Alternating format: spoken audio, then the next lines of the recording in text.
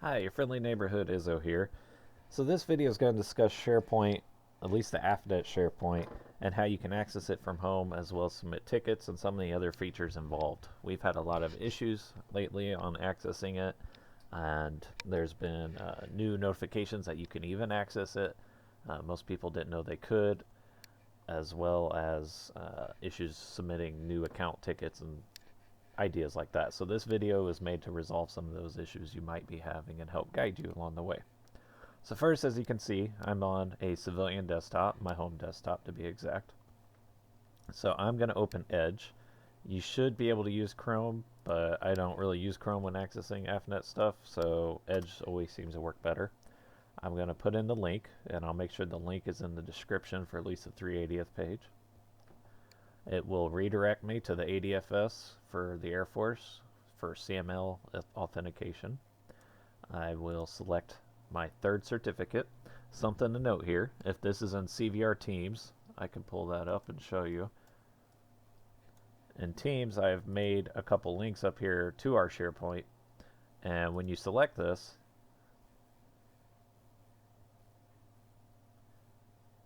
apparently it's not going to prompt me because I already did it.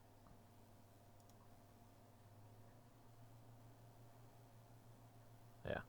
So when you select this for the first time anyways, and you don't have saved credentials, it only shows 3 certificates and not really the names like you have here.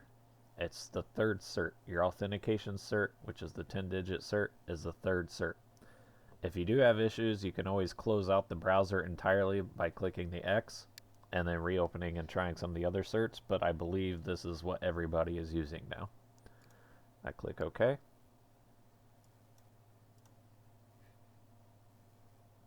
I enter my PIN.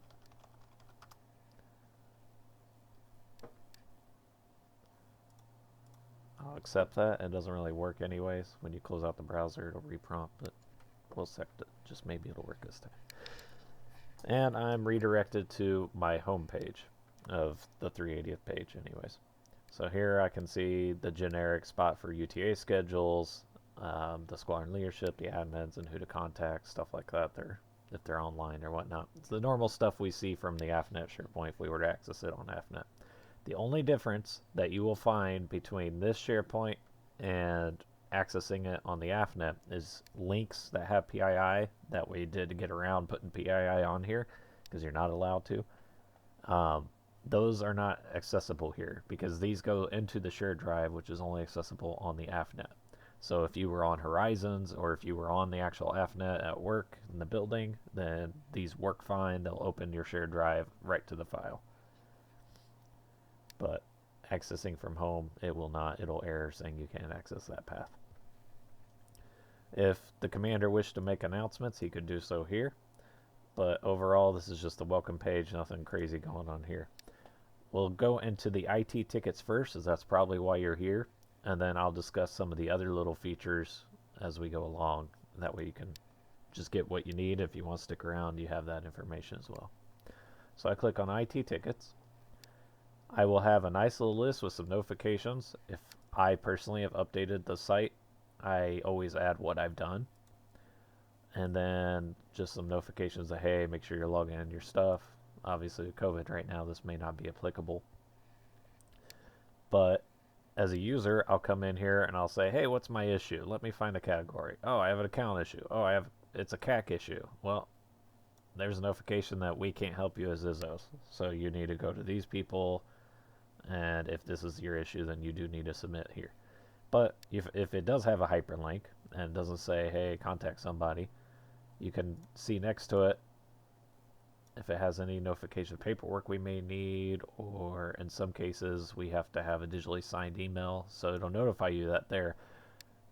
Or you can alternatively click on the left side and find your issue and go through that way as well. But that doesn't have the little follow-ups here, so if you don't have these in your ticket, we won't be able to process it.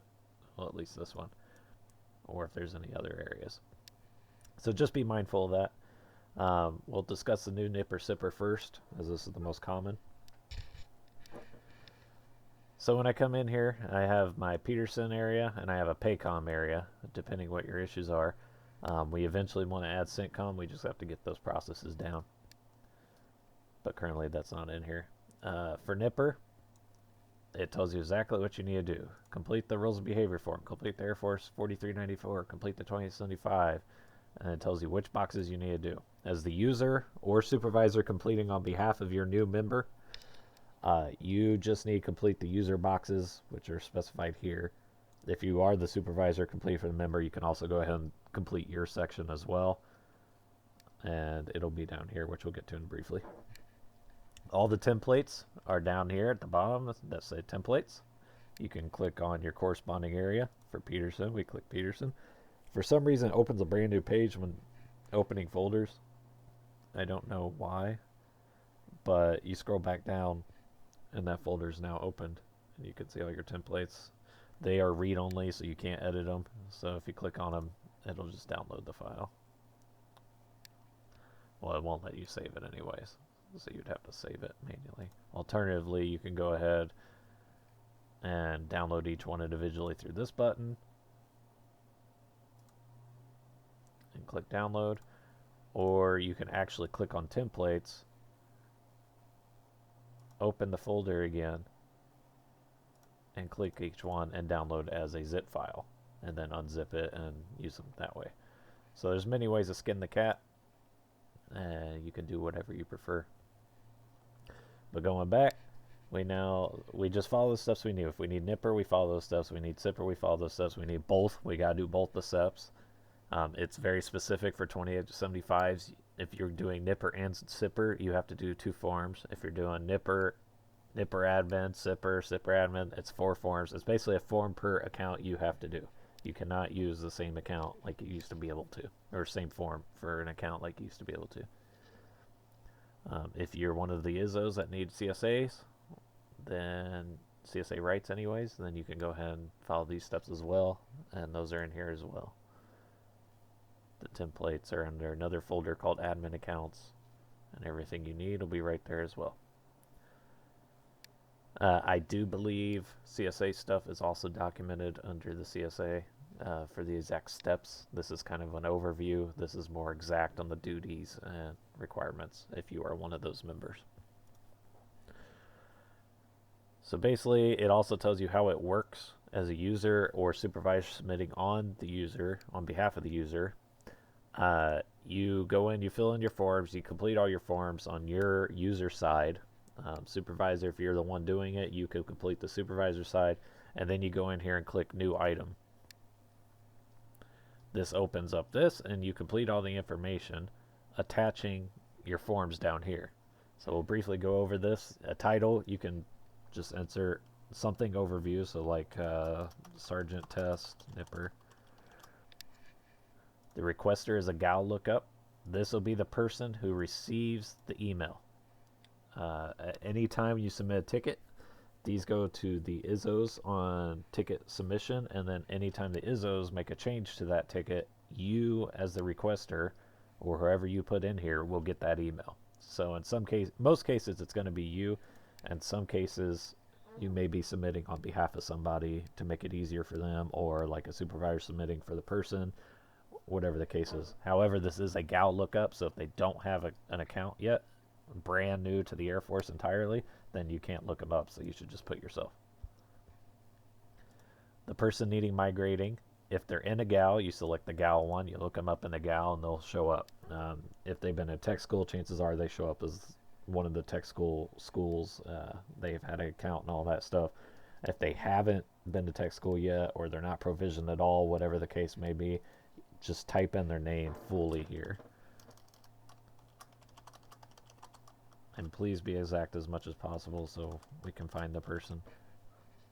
So first, middle, or first, last, and middle name. I guess I had it right.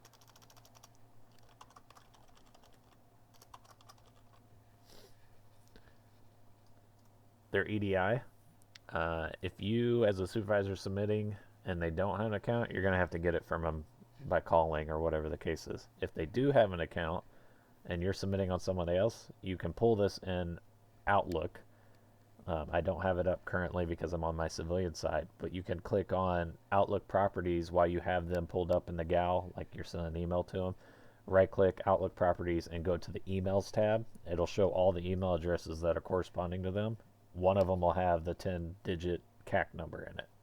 So put that there and we can easily find the user. If you're submitting for yourself and you don't know it and you don't want to go Outlook, there's a couple other ways you can do it, such as the middleware, which is on AFNET, and you should have it from your home computer if you're accessing like OWA or Horizons or stuff like that.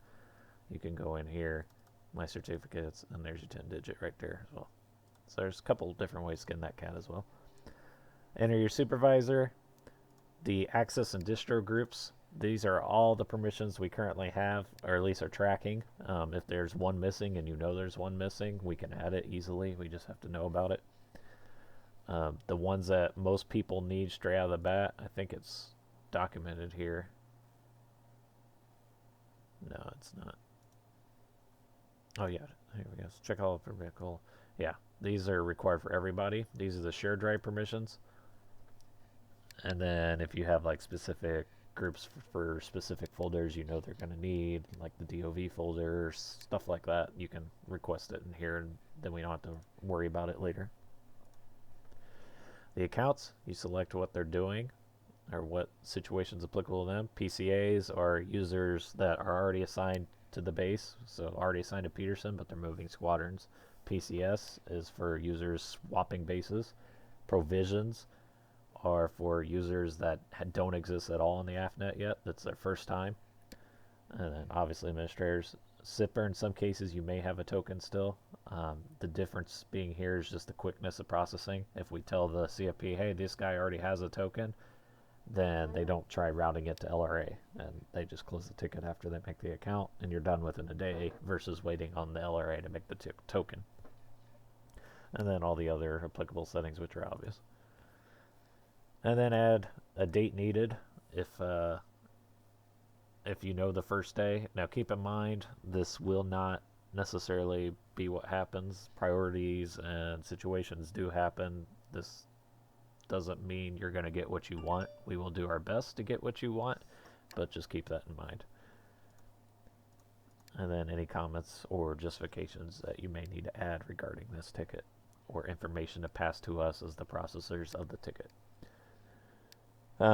If you are the user submitting, you will actually, and you submit all your paperwork, you've done your part, you've done all your signatures and all the forms requested in the previous guidance, then once everything's done and your information is filled in, you would select waiting on supervisor signature. What this does is it's going to email the supervisor that you noted here, right here. It's going to email them and say, it's going to be a direct link to this ticket. It's going to say download the attachments, or download the 2875, sign it. It'll tell them exactly what to sign, and then it'll say to reattach the ticket, or the 2875, and to select waiting on security. And then it'll tell security to do all the same crap. Download it, sign it on security blocks, and then select in progress. And finally, in progress sends an email to all the ticket, or the ticket submitters, us ISOs or CSLs, and we will go in and we will do our process of submitting the ticket on your behalf to get your account created, keeping the paperwork for our records so we're compliant, and all that jazz.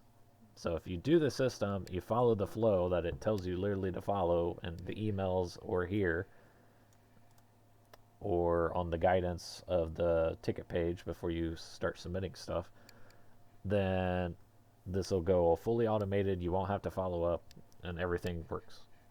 They get emails, you get emails every time the status changes, and everybody's happy. However, you can go in here and change this as needed. If you haven't, if you're just looking to create the ticket and aren't ready to move forward, like you're still doing the paperwork, you can keep it no progress. But otherwise, yeah, pretty simple.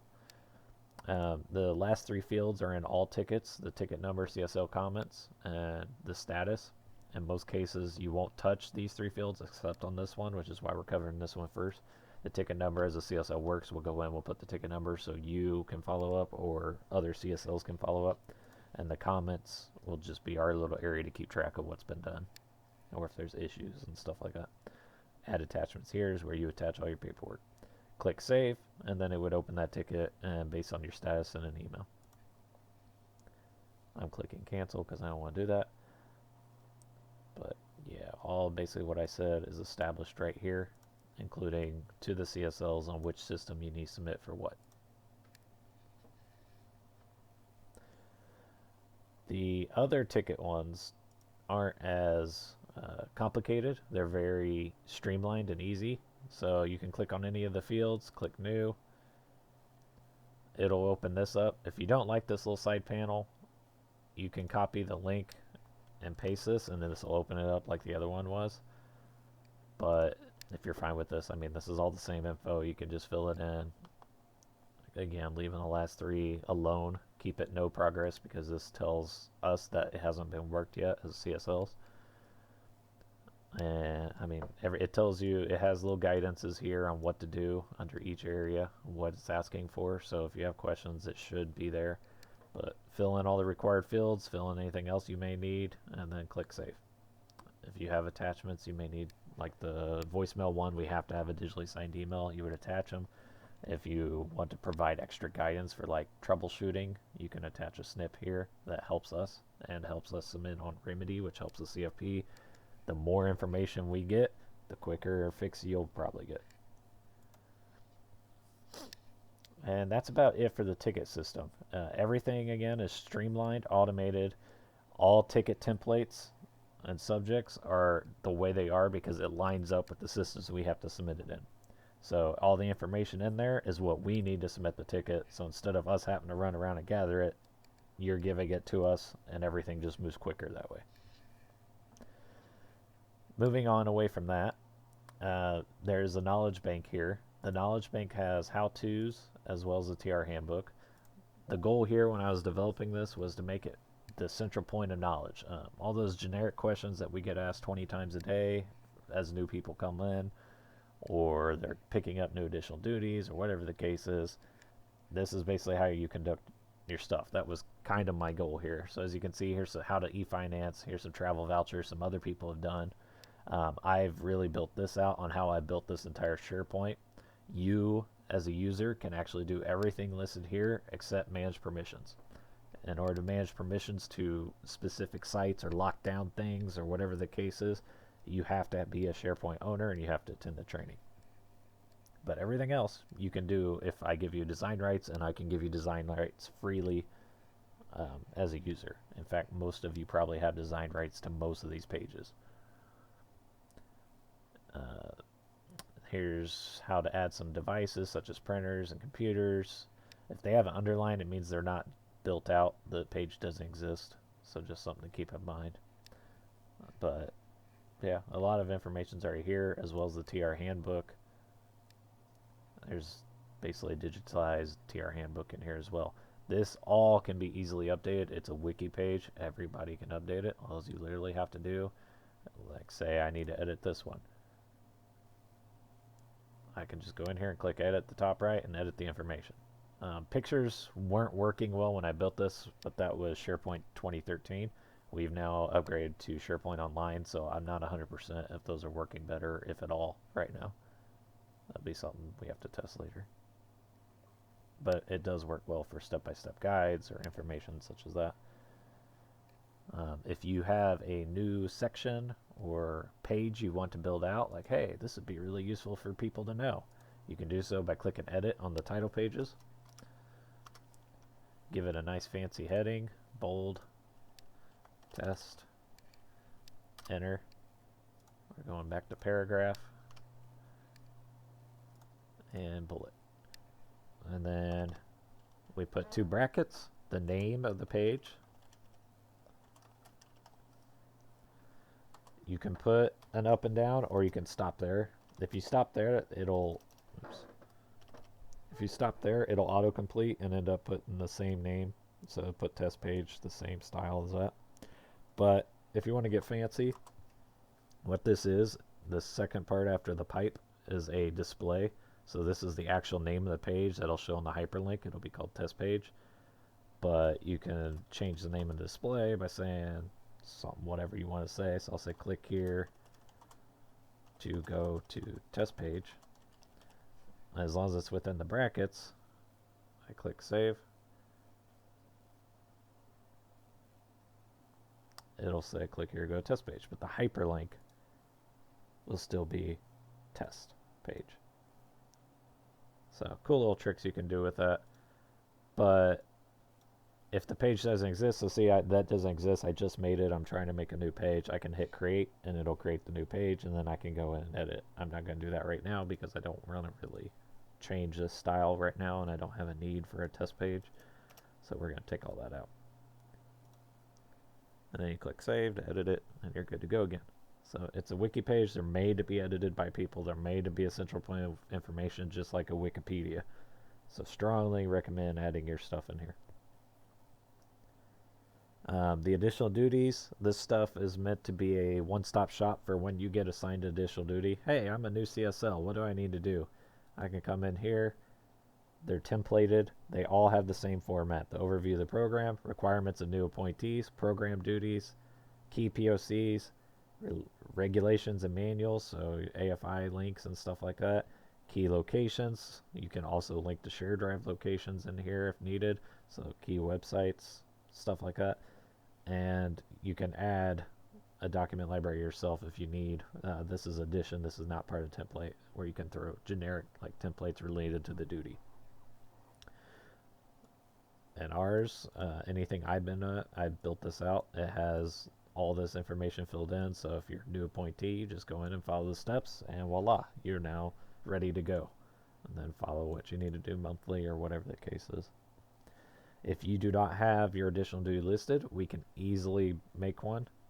Most of this is templated. Since it's moved to SharePoint Online, we may need a retemplate. That's not a big deal. It's easy to do. So just get with a SharePoint owner, and we'll work with the SPO to get you what you need. The flights each have a page. These again are templated as well, so they all look the same except for the readiness page, which was worked with the SPO offline. They all have a newsletter section, so if you have individual flight newsletters, you can upload them here. They have a due out section. You can change and edit the questions here, and then when people respond, you can actually export this, and at the end of your UTA, you as one of the AGRs that manage your flight, you can go in and see all the responses. This is easy to do. Get with me online. My name is Tech Sergeant Stephen Craig. I'm number 11. I'll show you how to do all this. A bit has changed. If we can actually use forms, we'll probably move to forms versus doing surveys, because forms is a way better platform. But there's the archive if needed, and you can have a list of all your flight members. Again, this is easy to maintain.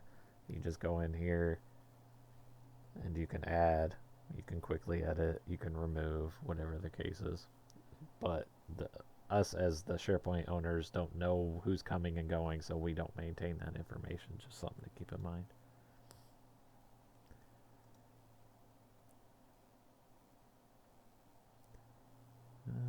That's it there. And that's basically SharePoint in a nutshell.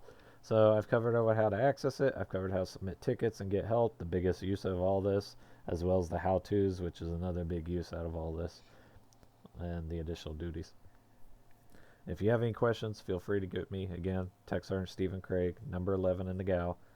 Hit me up. I will gladly help you out. I will gladly explain. This is a big improvement compared to coming in as a new person in a 380th and not knowing where anything is, not knowing how to get things, trying to find people for questions that are easily answerable, easily centralized, and rarely change. So this is huge for centralization of information, and I strongly encourage it. If you have any questions, get with me, and I hope you have a great day.